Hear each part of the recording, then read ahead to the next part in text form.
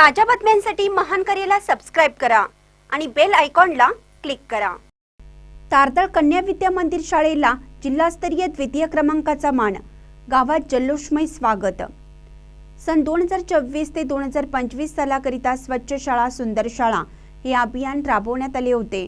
या अभियानांतर्गत तारदाळमधील कन्या विद्या मंदिर शाळेने जिल्हास्तरीय दुसरा क्रमांक प्राप्त केल्याबद्दल कोल्हापूर जिल्ह्याचे पालकमंत्री प्रकाश आंबेडकर, आमदार अशोकराव माने यांच्या प्रमुख उपस्थितीत पुरस्कार वितरण कार्यक्रम सोमवारी सैनिक दरबार हॉल कोल्हापूर येथे उत्साहात पार पडला।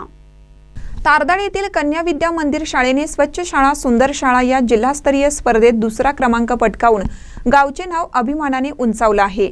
या यशस्वी कामगिरीबद्दल कोल्हापूर जिल्ह्याचे पालकमंत्री प्रकाश आंबेडकर यांच्या हस्ते सोमवारी कोल्हापुरात झालेल्या कार्यक्रमात शाळेला सन्मान चिन्ह व प्रमाणपत्र देऊन गौरवण्यात आलं।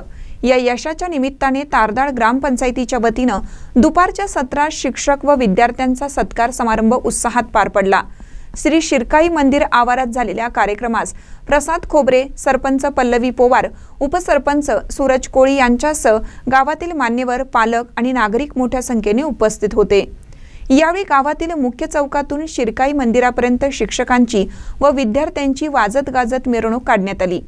यावेळी ग्रामपंचायत व ग्रामस्थ यांनी शिक्षक व विद्यार्थी यांच्यावर फुलांचा वर्षाव करून जल्लोषमय स्वागत करीत कौतुक केलं।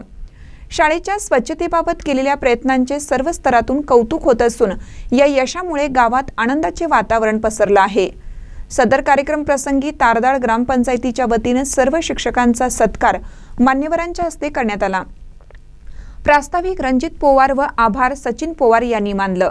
सदर कार्यक्रम प्रसंगी मुख्याध्यापक दत्तात्रय चोपडे, अशोक भुजबळकर, विशाल देसाई, प्रवीण पाटील, मृत्युंजय पाटील, भीमराव बन्ने, रमेश नरमदे, विमल पोवार, राणी माने, संगीता पाटील, सुरेश पोवार, सतीश नरमदे, रमेश नरमदे, जीवन माने, सुकुमार कोळी, पल्लवी कोले यांच्यासह गावातील विविध संस्थेचे पदाधिकारी, विद्यार्थी व ग्रामस्थ मोठ्या संख्येने उपस्थित होते।